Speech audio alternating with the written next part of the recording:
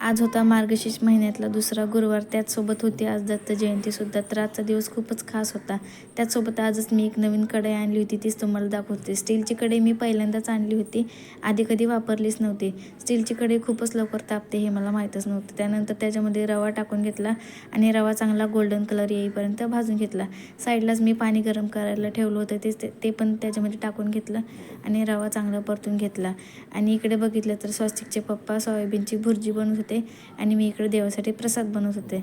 तर आमचा आज इकडे दोघांचा मिळून स्वयंपाक चालला होता.